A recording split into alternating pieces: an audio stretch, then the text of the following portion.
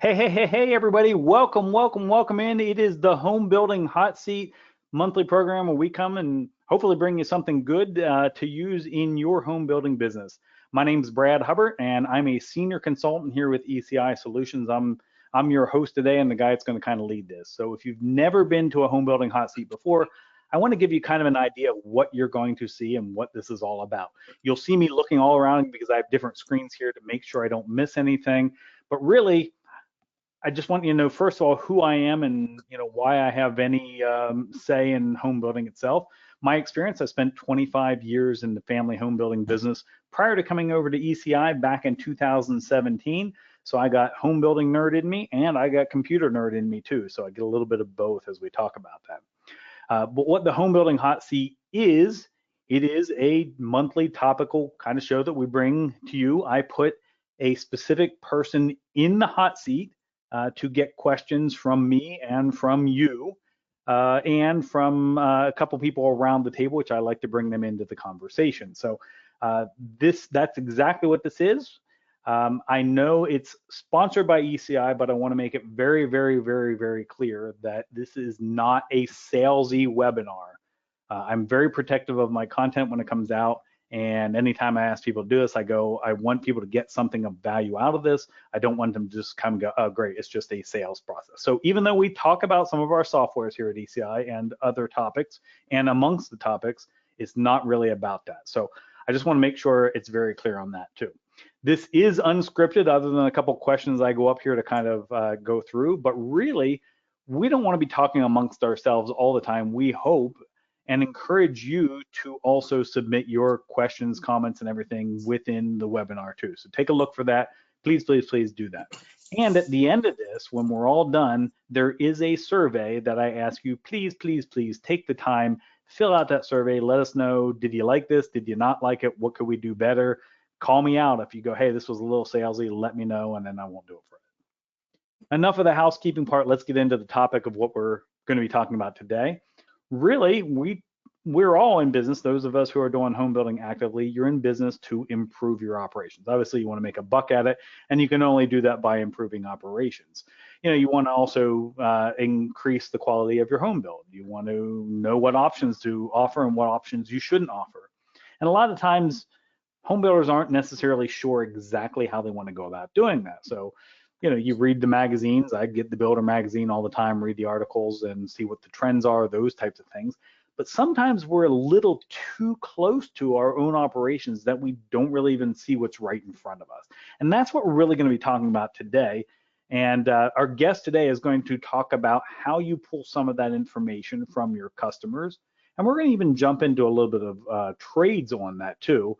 To get the most specific information that's specific to you. So if you're really interested in improving your operations, you say, hey, I'd like to know what my customers are thinking. I'd like to know what my trades are thinking. I want to know how to get better. I think you're going to like this. So first, what I'd like to do, I like to start around the table before I bring our guest who is in the hot seat. Let each of the people kind of pop their camera on. I'll introduce them, let them introduce themselves a little bit more, and then we'll kind of get to our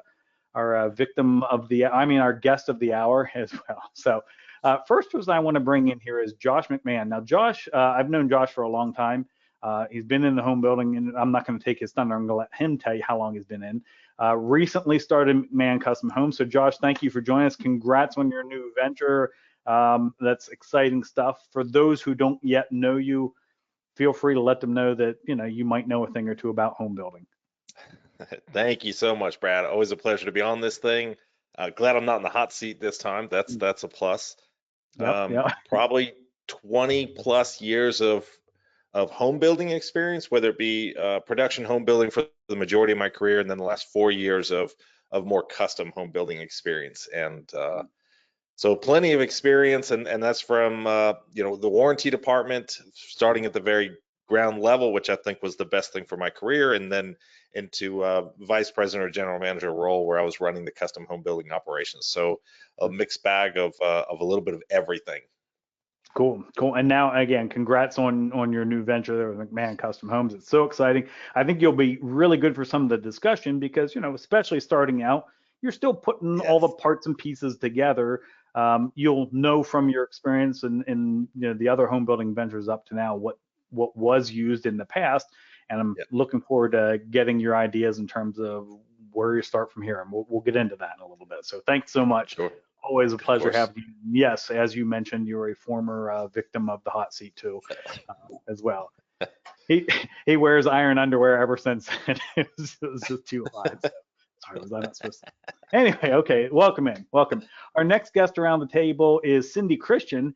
Cindy is a senior implementation consultant here at ECI and has spent many years with before. And again, I don't want to take your thunder away as well, doing some software and a couple other things. Cindy, I'd love for you to let everybody know who you are and that you know a thing or two about home building and/or home building software too. And welcome. Well, thank you. Thank you for inviting me. So I am a senior implementation consultant for Marks, like Brad said, but I work mostly with the sales and DocuSign side of that, and also with Insert's online design center. So I specialize in that area. And in my previous life, we're not going to do years because we're not doing the math, but I was the Sales Simplicity implementation specialist for all of our builders that are coming from Builder MT and Sales Simplicity. Welcome. Thank you. I'm glad you're here. And I look forward to continue working with you. And even before that, I worked for a production builder in Memphis, Tennessee. So that was several years ago, but I look forward to being here, and hopefully I have some input and can help. Nice, nice. So I think you will. This is why I loved having you on here too. And I'm glad you accepted the invitation. Obviously, you have a big focus on the sales side, and Josh kind of from the operational side. That's kind of wanted to bring both of you in from two different angles on here too. So thank you both for being part of this too. All right, folks, it's time to meet our guest who is in the hot seat, and he's probably scared after hearing all about the iron underwear and everything. But I want to bring in Tim Bailey. He's our Director of Operations for Avid, and a bunch of different products on Avid on that side too. So Tim, thank you so much for agreeing agreeing to be a victim here today.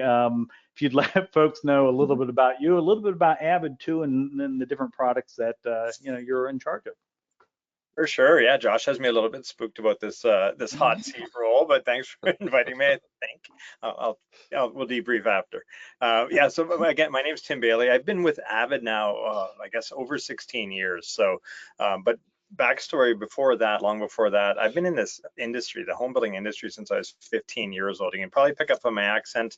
I'm a Canadian, I'm based about an hour west of Toronto, Ontario, Canada. So, so it's all about beer, nuts, and hockey here. But yeah, my dad was a site super, and so at 15 years old, no summer off for me. He put me in the truck and put me on site, and I became a laborer, a carpenter. It was amazing. I ended up paying my way through university that way, and I've just always had a passion for this industry. I think it's the toughest industry in the world some days. But I've always been connected to it. I've been in sales. Before joining Avid, I was VP of operations for a multi-product builder. So we were doing some entry-level product, an adult lifestyle community, so a full gated community as well. And then, yeah, when I joined Avid, I just wanted to see the data side of this industry, because I'd seen everything from, literally pouring concrete, trimming houses, doing pre-delivery, walkthroughs with customers, right through to, warranty calls, things that went well, things that went sideways. So getting into the customer experience data with Avid was really cool. And 16 years later, I still love it. And so we do have three products. We have Avid CX, customer experience platform. We have Avid Warranty, which is an AI-driven warranty platform. And then we also have HomeKeep, which is really essentially like taking that USB drive, the thumb drive we used to give customers with all their house information, putting that on steroids, and coach them how to maintain and manage that new home that they're moving into. So, and then excitedly, we joined ECI back in October of last year. So Avid goes back about 30 years in the home building industry, never left our roots. And then partnered up with ECI. We're acquired by ECI last October to really fit under a larger umbrella, larger ecosystem for this cool industry that we work in. Well, that's awesome to hear. And to show you, I'm going to show you how backwards we are here in central PA, back where I was. And that was only 8 years ago, I guess, 8 years ago or so. I think I'm doing the math right. We were giving 3-ring binders with all the stuff to our customers. I didn't even have a USB drive. So it was traumatic whenever I finally decided to pull the plug on the fax machine, folks. So I just just I hear you, leave man. it at that point. So yeah, so not even even up to the thumb drive. That would have been too much of an investment. So. Well, I go back to the kitchen drawer too. So I mean, Oh you yeah. know, Oh man, yeah. kitchen drawer. The You know, walkthrough, yeah, we did the same thing. Yep, I'm with you on that too. So yeah, we at least got fancy on the 3-ring binder. So neat products, neat products. So I want to ask, I'm gonna actually ask Josh this question first. So Tim, I'm gonna let you warm up to the hot seat too, and it's only because I'm just wondering, Josh, either now with your new company or even we can say within your past couple years, were you collecting feedback from, let's just start with customers at this point, and if so, how were you doing it? Yeah, so I think early in my career, we'd run from feedback, weren't really interested because it was constructive, different era. Later in my career, as I got into higher level roles, I valued all of the feedback, good, bad, or indifferent. And really the 5-star reviews, it was like, that's great, but if it didn't say why it was a 5-star review, it was just a 5-star review, right? So I really value the data because it tells us where we need to improve, what we can do better to improve our business, how we can improve the experience. So I'm really big on data and that feedback. In fact, I had coffee with a past client today before this session to talk about, hey, what are some things that we could do better as a builder? And I built her home 5 years ago, but I'm still interested in their feedback so I can apply it to my new business. Okay. Now, did you usually do it at the end of construction? That was it? I'm just, again, kind of curious. Yeah. At some points, but I really wanted to grab the data at multiple milestones. I think what happens for us home builders is we love to grab feedback at the end, and they love the sales team, they love the designer, and they hated production. It's like, but that reflection is not accurate. We need to have data from the initial sale to the selections to then construction up to framing, so we have a chance to pivot and make corrections. We should have 3 to 5 checkpoints of collecting that information to make those changes. All right, fair enough. Now, in our business, you already know I use the 3-ring binder. I got fancy, so I want you to know this too. Now, I was too cheap to invest in anything, other than what I thought, because you always think about that. So we had little, and they folded up. They were like long pamphlet things, about postcard size, and they came up in 2-sided with little check boxes on them that we would give it in that ring binder, and you'd hope someone would send it back. So that's as far as I got. I got some of them back. You could, pat yourselves on the back or, kick yourselves in the butt when it comes down to it. But that's as far as we got. So yeah, we got feedback too, and that's how we did it. Cindy, and the builders that you worked with in the past, do you remember how they collected, or if they collect anything from the customers? Yeah, it was all about timing, and I kind of agree with Josh. If I wait till the closing, then they've forgotten what their experience was like at the beginning. So we did some things with some mini surveys. We would have a full one at the end, but I would have a smaller one. What was the favorite part of your process? Because 1 to 5 doesn't tell me anything, right? Because I wouldn't give anyone a 5, and I know people who would give everyone a 5. And I did have one of my agents, I learned at a later time, go around and say, if you can't give me all 5s, don't fill out the survey. And I'm like, I'm not really sure that's what we're going for, but okay. But I felt like timing was such a big deal because you want to get them at the time when they're remembering and can give me specifics, not wait until I've built their house and they've forgotten about the entire process. No, I love it. And Tim, I'm getting to you. And the reason why I'm kind of doing in this standpoint, and I just want to find out from Josh and Cindy, did you use any outside folks to do your surveys, or were you kind of like me and had your own? I'm just kind of curious. I just need to see if it was just me and I was the only cheap one or not, but that's all right. Outside Josh, source. Yeah, Cindy, you used outside? Outside source, yeah, because of supposedly you're not supposed to know, but based on comments, we could pretty much tell you who filled out what survey. Okay. So yeah, sometimes you know that story. Okay, Josh, how about you? Yeah, we were more economically based, so we didn't use an outside source. I did gravitate to SurveyMonkey, so at least I could say, well, we don't know who gave the survey, but I still knew who did the surveys. Yeah. All right, fair enough. SurveyMonkey, they have a free version of it too. I get that too. So That's right. that's why I wanted to find out. So I found that I'm not completely alone at trying to do it yourself, and that's why I wanted to bring us back to you, Tim, and just say, you work with probably a lot of different home builders at different times, and maybe a lot of them, it's their first time getting into some type of survey. So I would just ask, what is the first step? Number one, I guess, is I'm guessing that is true. I should not assume that. Would you say that is a fair assessment or an unfair assessment? No, that is totally true, and I'm also guilty of the crew that did it on the cheap back in the day. Oh yeah. We did our own. Yeah, the home builder I worked for when I was VP, we did our own surveys, and so All right. never leveraged a third party or a more sophisticated platform. Okay, good. So I'm not alone on that, so that's Nope. fine. So and as I said at the beginning, we're not here to sell anything, obviously. I mean, that's not the intent of what this is. So if you're a home builder, what do you think is, they're not ready to invest anywhere. They want to go on the cheap like a lot of us like to do. And I'm not saying, anything beyond it. Go on the cheap meaning try to do it yourself and do it all yourself.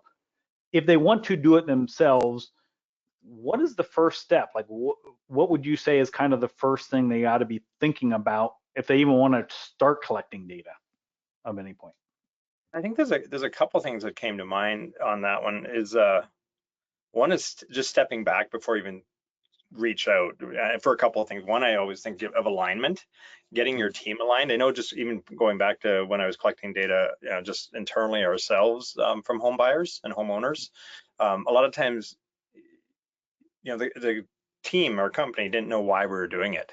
Were you doing it just to get that proverbial pat on the back? You're doing it to improve? Are you doing it to make the customer feel like you care? I don't know. So just stepping back, not to get all Simon Sinek, but to find out the why and making sure your entire team's aligned around the why of collecting the feedback.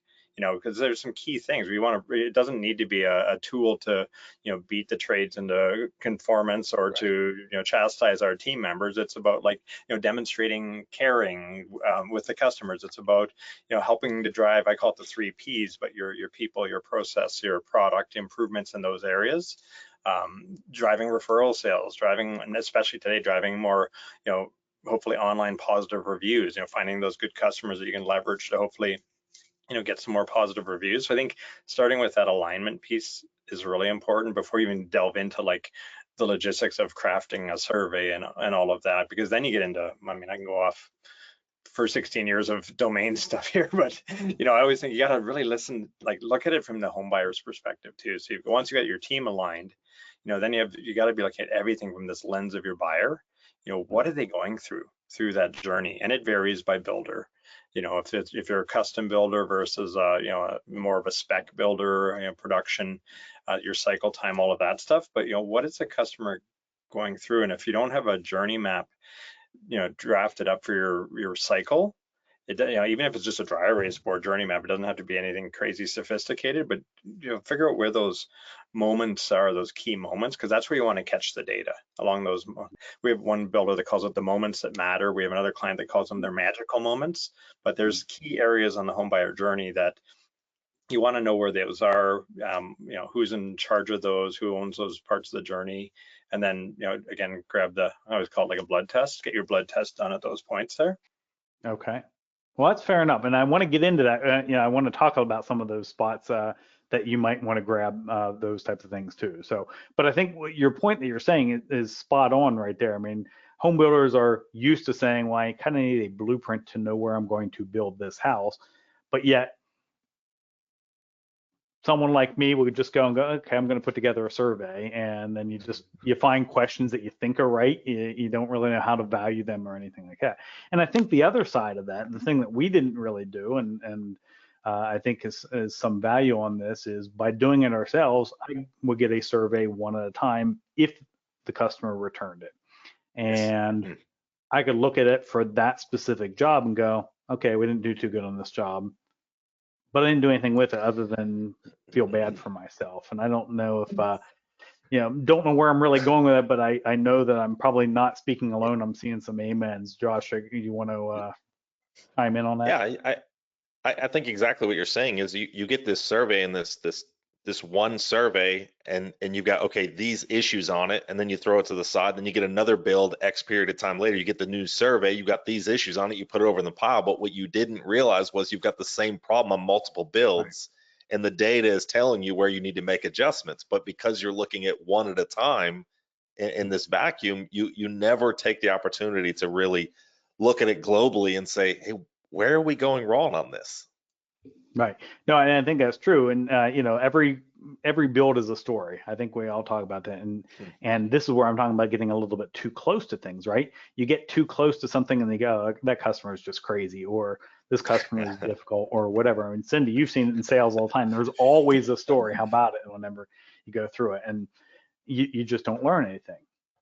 You don't, and it was a joke for a long time. Never underestimate the value of sending that customer to your competition.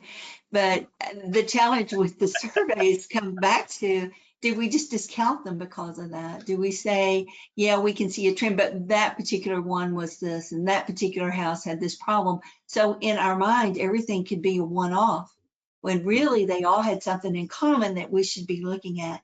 And I joke about that, but there were a lot of times that I could hear my team saying, yeah, but we were never going to make that person happier no matter what.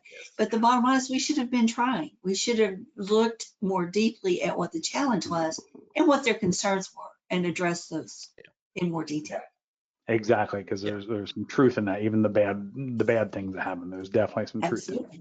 Yeah. Of course, I never had a bad survey. Just make sure you know that. Oh, is that right? Yeah, that's because you were telling people you're not giving 5s, don't fill it in. You were stacking the deck. That's exactly right, Brad. Yes, I get some of those too. It's like, yeah, don't give me, if you're not doing 5s, don't do it.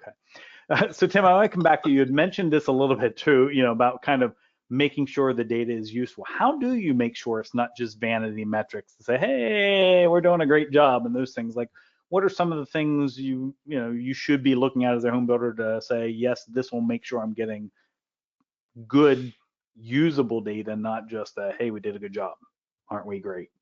Yeah, it's an art and a science, which I didn't realize until I joined Avid back in the day either, because I literally did craft my own surveys to send out to my own customers back in the day when building. And there is a real mix of, you know, art and science to getting good data. I mean, you can slant it however you want to get the results as well. So asking the right questions. And also, I think a good litmus test is it actionable? Is the data you're getting actionable? Because if it's just, again, like Josh mentioned, if 5 stars, great. How am I using that though? Because you can. Is that going to help me get more positive reviews from that customer online? That's actionable. If it's just put it away, it was good, pat on the back, made me feel good over coffee that day. You know, that's a little more challenging then. So I think, and when you guys were talking to, it's like, oh man, it's hard to keep an open mind sometimes, because again, when they come in isolation, you know, one bad comment can be a crisis, and one, you know, great one is just something to celebrate, but then they get shelved away. And I think one thing that's really helpful, I find when we work with clients, is start with the quantitative, like start with the data, and then shift to the qualitative. So the quantitative is like a diagnostic piece, and the qualitative, the open-ended comments, give you sort of that therapeutic insight. So if you say, because the data depersonalizes it, it's not as subjective when you look at the data and trend lines and, you know, benchmarking and things like that. That you don't take that real personal. It's like, okay, our paint score is low versus the industry, but then you can leverage all that rich qualitative and open-ended data or comments to really start to look for the therapeutic solutions to keep improving your business. And I think, you know, that's that interesting mix where it's, you know, it sounds like a survey business is pretty simple, but to do it well and getting, you know, again, data that you can action it's a science. Now, do you have, and I'm just not familiar with it, you know, builder comes in who hasn't done anything. I'm guessing just, you know, do you have kind of like a menu of like, oh, this is like your best starter package? I'm just kind of curious. I didn't know. I would guess so, because someone comes in and go, I don't know what to ask. I imagine you probably do. Oh, for sure. Yeah, that's again, thankfully with 30 years in the business, you kind of keep evolving survey templates. So we have, you know, survey templates, not to get salesy, but there are standard survey templates for each part of the customer journey, for the trade journey, for the employee engagement surveys. So a builder doesn't have to then, you know, start from scratch trying to draft this up. We've got tried and tested, you know, templates already available. They can be personalized for every builder and their cycle time, whatever it might be. But at least there's some tested templates available. Mm-hmm. Well, that's good. I figured you probably would. I mean, because, you know, you can leave it up to them too and bring some of that in. Now, you'd mentioned trades too, and I think that's something I like to bring in. Even the title of this, we talked about the customer side of things, but trade-wise too, it's good to get feedback more than maybe, you know, if you're doing an annual trade conference meeting or something like that, or trade council meeting too. So you have templates also for the trade side of things, Tim, is that correct? That's correct. Yeah. That's, and it's something, again, I would have been at fault as well. We'd get our trades together twice a year, usually do a barbecue and have a little trade council meeting. But so many times we kind of forget about the rich feedback that's available from the people that are doing the work. I think it's like NHB that is like 77% of the cost of a home is outsourced to trades, and like, I don't know, 24 trades per something, 25 trades per home, usually in that place. And what do we, you know, that's the stuff, how are we working with these trades? I think that feedback gets so valuable. All right. And Josh, how are you getting feedback from your trades right now?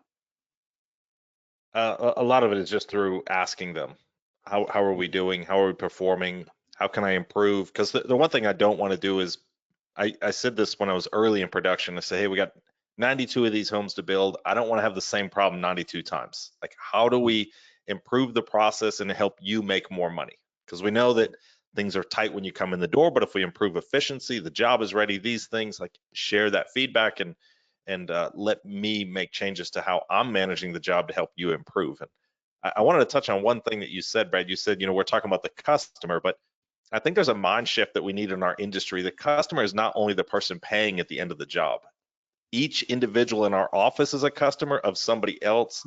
The trades are a customer of each other. And when we start treating each other and everyone in the business like customers, I think we'll drastically improve the relations on the job site, the relations between sales and production, and so on and so forth.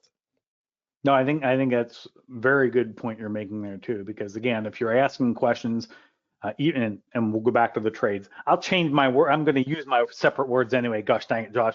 But you know, you're asking the trades, how do we improve? And then you don't do anything about it.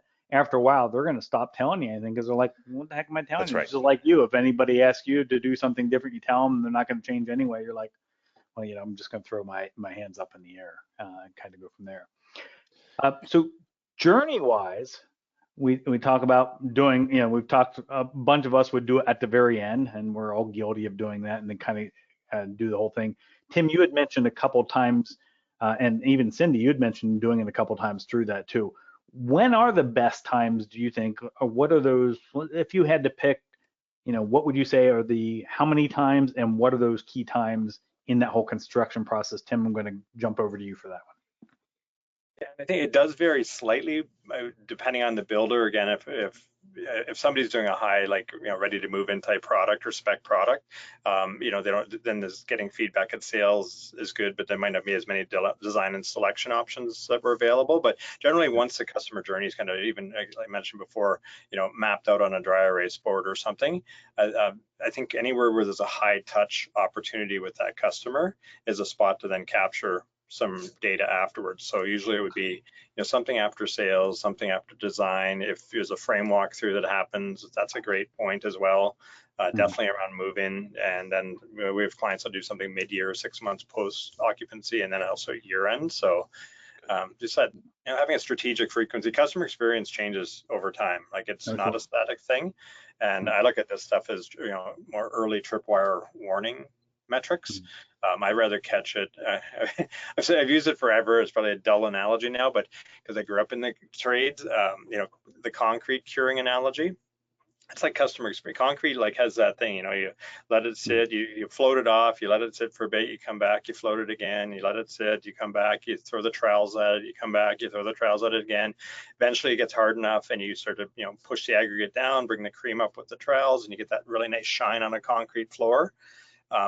But if you leave it too long at anywhere along the point there, you lose the concrete. You can't get the shine on it, and that's customer experience. So if we lose it early in the journey, we're going to be fighting the rest of the journey to get that polish on it. So I look at the, you know, if you can get data early, I call it blood tests, you know, get blood tests before something gets way out of whack, then you can, you know, address it and again, get those therapeutic fixes built in. Sure. And I think you also miss the opportunity on, like you said, on those highs. You're doing great because the customers are really excited that sales time. Cindy, you'll know this. They're really excited about that. But a lot of times we forget to ask for a referral as a home builder until they move in and they've gone through the somewhat kind of painful construction process. Because construction's ugly at times, and I'd always remember hearing my dad come in and someone would be, upset about something. You go, do you like sausage? And the person would look at him for a second. You go, you ever see it made? It's not the prettiest. When it's done, it's wonderful on that too. And I think that's the point. So Cindy, do you think we miss out on a lot of opportunities during that sales process, or do you think builders are, I should say, missing those opportunities in the sales process to not only get feedback, but also to ask for those referrals? Absolutely. And I think one of the main questions that we always tried to ask toward the end was, would you buy a house from us again? Because I felt like that told us a lot of information, and we would ask the trades the exact same question. If you could buy a house from anyone, would you buy from us? And then you ask why. And I felt like that gave us the most insight as to what they were thinking, because I felt like they had been beat up over and over. We're asking for referrals. We're asking for better ways to do things. And we weren't really doing anything about it. That one question gave us an open-ended, tell us why, or tell us why not. So that led to referrals as well. If you would buy a house from us again, you absolutely would refer us, right? So that was my thought process with that. That's right. Is that in your arsenal, Tim? Is that one in there? That is. All right. That's a great question. Sorry, I stole your thunder. No, I love it. That's fantastic. So let's talk about some good ways of getting that feedback from customers. We know I have my little flippy card thingy-majingy that I would just hand out. Josh, sounds like you would talk to folks for the most part, other than using that third party. Cindy, you had that third party assistant. Is that via email for the most part? It was. Via, okay. Yes. Tim, you're in this business kind of full time at this from the other side. What is the best way to collect it? Is it email? Is it text now? Or what are you seeing? It is all of the above. That's the interesting thing. I mean, Avid was paper mail back when I started still a little bit. So, and it's really been cool to see the transition. Ease and convenience, I keep saying even to builders, ease and convenience are a competitive advantage today.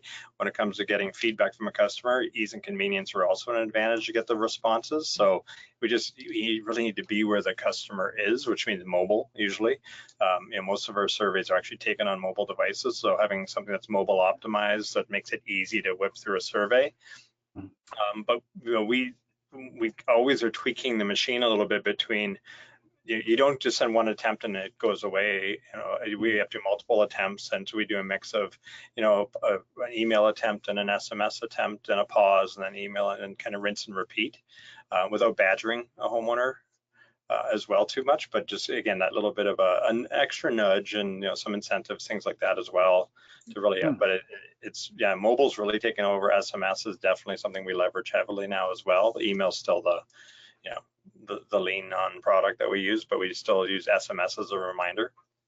Okay, I'm glad you said that, because I was thinking when you were first saying it, I was going to ask the question, and I'm always leery whenever I do that with a product, because I'm going, what if I ask a question? They go, no, we can't do that. But I was going to ask you, just like my card, you'd send out and hope someone returns it then. So I'll still ask a question, hopefully not get myself in trouble when I ask. So you said you have the email and the follow up with the text or the SMS.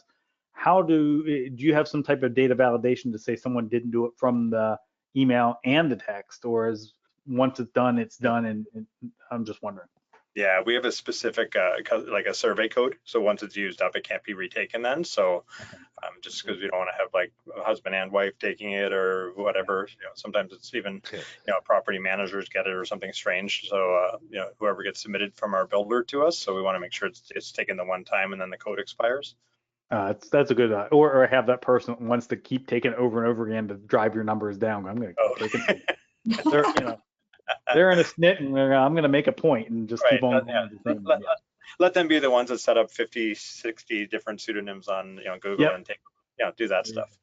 Man, oh man, back now I'm really sure back in, well, we even say the 90s and all, you had to worry about people putting a sign on their front yard, when people driving past. Now it's a little different.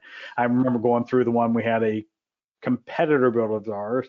They were a national, and someone actually bought the domain name blankhomesucks.com. Swear, and they did themselves, like, yeah, thank goodness didn't have to put up with some of that. And I guess people can still do that, but no. People have more time on their hands to do some of that. They totally do, and more power. The power in our hand with our Google, right? It's crazy. Yeah, scary. So, hey, when talking about trades, Tim, what are some of the good questions that you asked? I love the question Cindy had about, would you buy a house from us as a trade? What are can you give me some other examples of some decent, actionable questions you can ask your trades or that you use or have seen?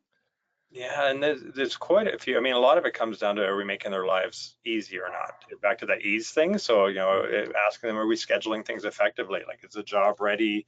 Are we making you come back unnecessarily multiple times? Are there 20 trades that you're tripping over in the house at the same time?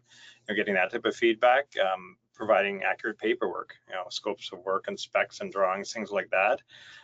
Other things like just, is the site clean when you get there and safe, and are we available to answer questions you might have when you're on site? Just that those, again, just are we making it easy for the trades to get their jobs done for us and to do quality work? I mean, if they're tripping over other trades and they're stumbling into a house that's not loaded out with drywall remnants yet, then that's not going to be easy to provide a quality job. So that type of feedback just really helps to see, okay, we got to keep honing our process for these trades, make it easy for them. Are we paying them on time is a good one too, and are we paying them as expected? They usually like that too. That's right. Yeah, and we've been hearing from builders around the country. It's not quite as bad as what it was, but it's still a little tough to find decent trades. Josh, would you agree with that in your area? Or are you pretty ripe with good folks? I'm fortunate. I've got great trades that I've had for many years, but I treat them very fairly. My drywall trade says I'm firm but fair, right? So I'm not just giving away the farm, but I hold everybody accountable, myself included. My trades are extremely loyal, and yeah, I mean, I feel blessed, and I think the trades are out there. I think the builders have to get uncomfortable and get out there and talk to trades, go to the HBA events, and stop standing on the walls and waiting for them to come to us. We need to be the leaders and kind of put ourselves forward. And I think that's where, the game has changed a little bit. Trades now have the pick of the litter, and we got to be a little more proactive. But I'm happy that it's happening that way, because I think it's an advantage for me as a smaller builder that I can do that. I think that's great. And again, the feedback that you get, they see you're caring, you're making the effort to go ahead and do that, I think is going to make you kind of one of the builders folks want to continue to work with when they can pick from a couple different. I think that's what's nice on that too. What do you, Tim, I'm going to ask you in terms of this. Again, I talked about my experience. I got one at a time, kind of put it aside. What is kind of a good way to review feedback that you can get meaningful data as a home builder? Is it once a month, once a quarter, once a year? And probably it depends, but I'll let you at what point do you have enough data to be able to see something? I think every piece of data that comes in is critical to look at. So I think, like I always tell our clients, and most of our clients are at that point where they review every survey that comes in, and for a couple of reasons. They can quickly identify a crisis if there is one, or a shout out opportunity for your teams or trades. But then the other thing I try and keep beating the drum on is close the loop on the feedback too. If you really want to show a customer you care, once they provide the feedback, follow up with them on it. Like I've had that a few times in my experience from auto or whatever else, and it's like that just makes such a huge difference when, okay, I took the time to fill out your survey, I don't even know if you read it. Where if you can close the loop and say, hey, I saw some of these things, I really appreciate that little pain point you identified, we're going to work on that as a team. So the quicker you can look at that, and those are the single surveys coming in. And then, I mean, again, with automations and everything else, you can be looking at data upside down and backwards. It can almost be overwhelming nowadays with data in general. So having key reports you look at, like this, like question ranking reports, where are we winning, where are we falling short of industry averages, trending reports, things like that would be something that a lot of our clients would monitor. Some larger ones weekly, mid-size would be like monthly. A lot of them have it just set up as automated reports that hit their inbox before a sales meeting or a production meeting, things like that. So I would say, the surveys as they come in, everyone who can impact the customer experience should be reading those. We had one great story. It was actually a big builder, one division of a big builder. They work on both Canada, US, and their executive team put a comment on every survey, like digitally, so that even when you go in, if you're frontline site soup or whatever you might be, you look and you've got the entire executive team that's commented like, great job, or what happened here, and this whole thread of comments. So you're like, oh, okay, they're reading Wow. this stuff matters. And I was like, that's quite the initiative. I was pretty impressed. That's really good. That sounds nice.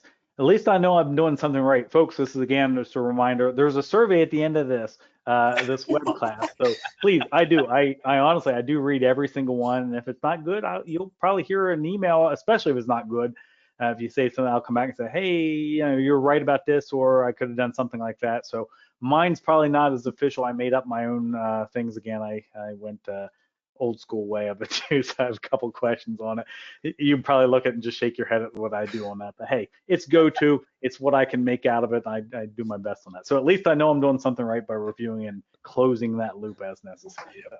So no, it's so fun. You had talked earlier, Tim, on this too about having the buy-in from the different people and getting that feedback. A little we were just talking about. How do you? I guess maybe it goes back to the buy-in, making sure everybody's in on that, but who should be getting those reviews? I love that example you gave of kind of the executive team going through and doing that.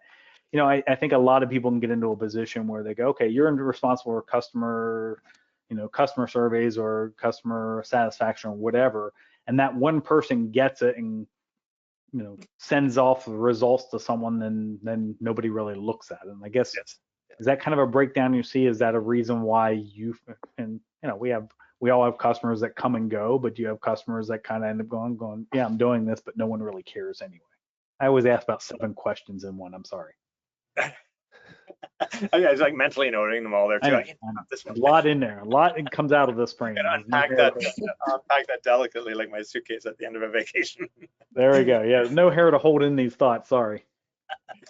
Yeah, I think our best performing clients, the best performing builders that we work with, they disseminate the information to everybody. Like, having said that, they maybe don't disseminate the analytics to everybody, but like everybody gets the feedback, and that's how they improve it. They create this culture of customer experience in their company. And like, I've back even to the older days of Avid, I went to a client's office and they had Avid stuff all around their photocopier, coffee area, all of that stuff. So people just saw it and could read it and absorb it. So I think that's you don't want to maybe bog down everybody with the analytics and that stuff, but I think anybody who can impact the customer experience, which in my opinion is everybody in the business, should be exposed to that feedback and learning from it and hearing it. And those are the builders that just tend to really move the needle.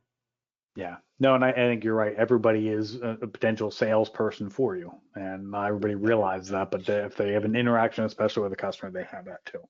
Yeah, and even the people behind the scenes, I find like a lot of times they think, well, finance doesn't matter, and why does the bookkeeper matter, and why I can't make a difference. I'm the drafts person. And it's like there isn't a part. That's like saying that the wiring behind the drywall doesn't matter, or the insulation doesn't matter in a house. To me, you don't see it, but does it matter? Does it? Yeah, every part of this matters. There isn't if there's somebody in the company that doesn't matter, then we should probably be looking at how we structure our company. You're right. Yeah, that's a whole other discussion overall. Yeah, that's a whole different. Right. So I'm just kind of curious, how is AI changing the landscape of surveys these days? And how have you seen it in the last couple of years? Where do you see it going in the next couple of years? Boy, to prognosticate on AI right now is just unbelievable. I think it's because all the survey feedback ends up in a data form, it's just going to be richer and richer insights we're going to get out of it. We're building sentiment tagging and sentiment analysis into the platform as we speak before the end of this year. So now you're not just going to be reading open-ended comments. You're going to be able to like quickly filter and sort based on, okay, that was a negative sentiment around our sales experience, or it's a very negative sentiment around our warranty experience, whatever it might be. But I think AI is on such a curve right now. It's it'll be software writing its own software 2 years from now, probably. That's scary stuff. It's crazy. I know. Well, yeah, the CTO, I was at a session with the CTO of ECI in Dallas a few weeks back, and he said, well, I don't do much developing myself anymore. I'm usually just in board meetings, but I wrote 2 apps on the weekend at my cottage. Is that right? Oh my God. It's like, wow, that's pretty powerful. We're going to talk about AI here a little bit more in a moment, but I'll come back. So this is just kind of fun on this one. You have, we talked a little bit earlier already that you have, your a bunch of standard questions out there, but builders can still go and kind of put their own question in there. If you had to, I have some, I love for names, but what is a question that you have some home builders say, I need to have this question that you just absolutely hate? You go, why the heck? But they're the customer. You can't say anything to them. See, I'm putting you on the spot. It's hot seat, getting hot now. What question do home builders say we got to ask? And you're like, all right, and you begrudgingly do so with a smile on your face. I think the first one that jumps out at me is it's more of a category of questions, is anything related to marketing.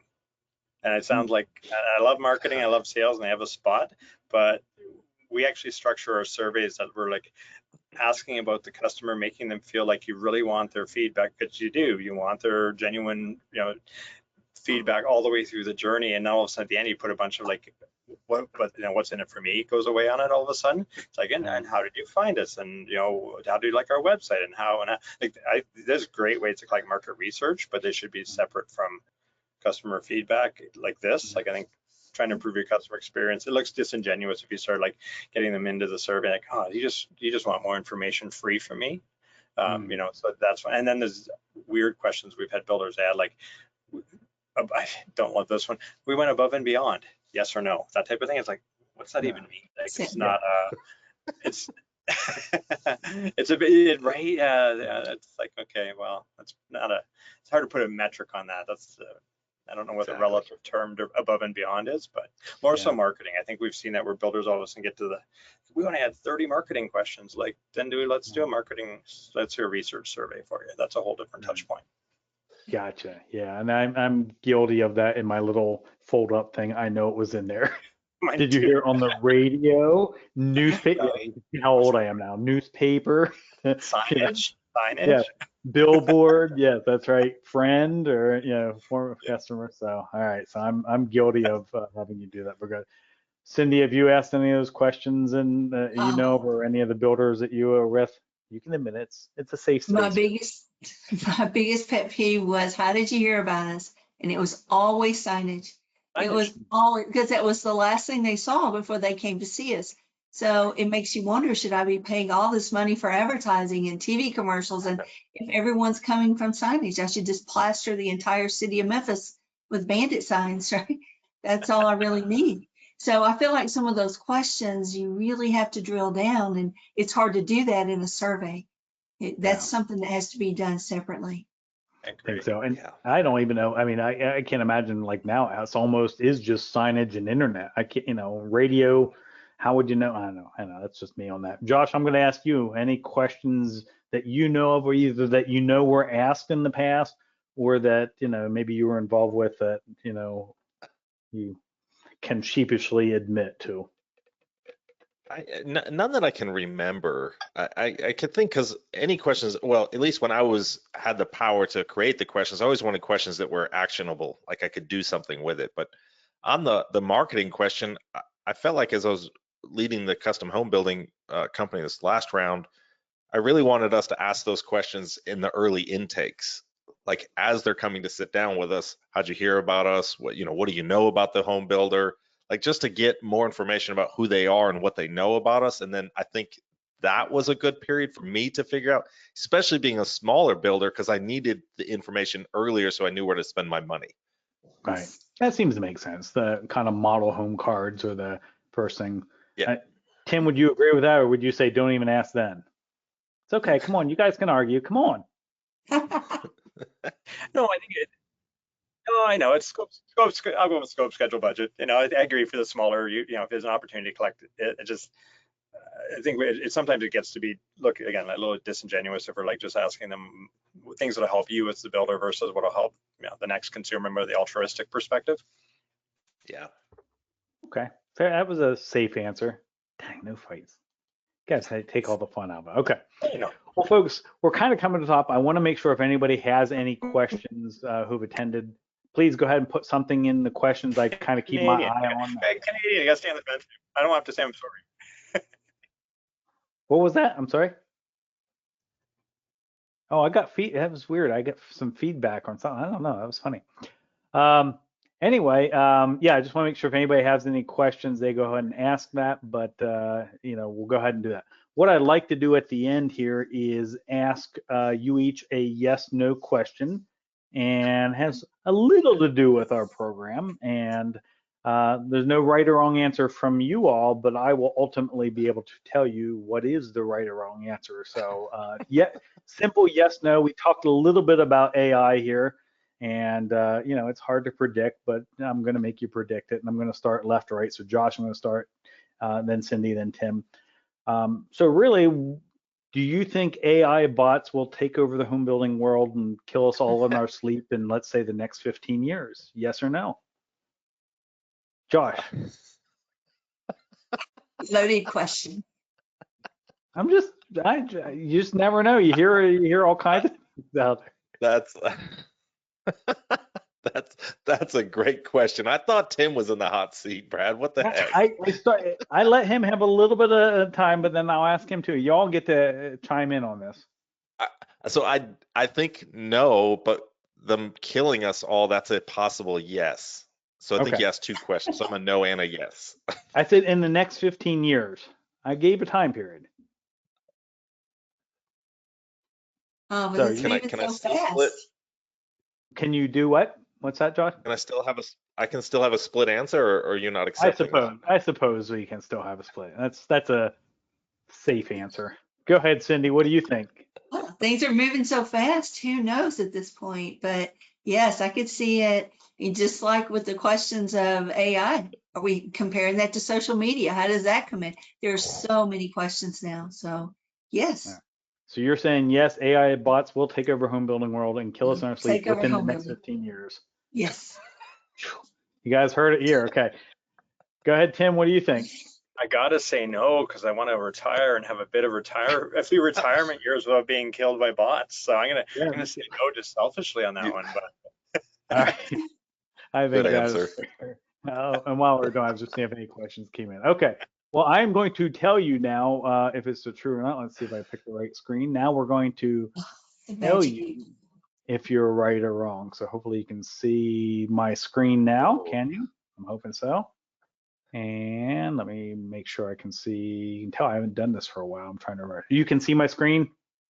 Yes. You too? Okay. All right. So we're going to ask the official. I'm hoping Tim is right.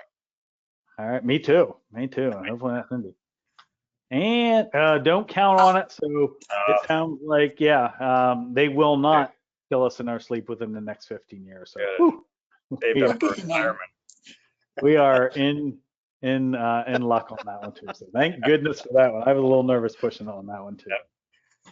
Well, I'm just taking one last look here to see if I have any questions. I don't see any. I think this was great. I want to thank you all for being a part of this fun little hour here as well. And folks, if you have any questions in terms of any type of feedback, reach out. You can reach out to me if you need to get contact information for any one of our folks on here. Josh and Cindy, thanks so much for being around the table here and adding in your expertise. And Tim, thank you. A pair of iron underwear will be sent to you so you can wear those after that. And I wanted to leave off too to say there is, not to be salesy because it's not about the platform, but there is a free report that ECI puts out on the state of customer experience in the industry. Ooh. So it's on the ECI website if anybody ever wants to hit the link and download it. It's some pretty cool information on what's customer experience has been doing in our industry. So okay, cool, fair enough. It's free, so he's not selling you anything. Not selling that. Yeah, I sell free stuff easy. All right, we'll get through the salesy meter here on that too, so we'll be okay. Totally. Everybody, thank you so much. Have yourself a great one. Our next Home Builder Hot Seat coming up in a month. It's going to be an interesting one. This is August 26th at 3. I'm having Derek King. There's a website out there called smallchange.co, and this is all about crowdsourcing for your home building and land development. I've just been intrigued by this. We're going to explore the ins and the outs and the legalities and those types of things on that. So I hope you'll join us for that. Be looking at your inbox for that. I think it's going to be, equally as exciting as this is too. So appreciate it all. Have yourselves a great one. Have a great, I was going to say holiday, but we're past the the U.S. holiday of Independence Day at this point. So Tim, I couldn't have offered that up to you anyway. So. All right, folks, take care. Thanks Have so much. yourselves a great one. Thanks everybody for your See ya. time. See ya. Bye-bye.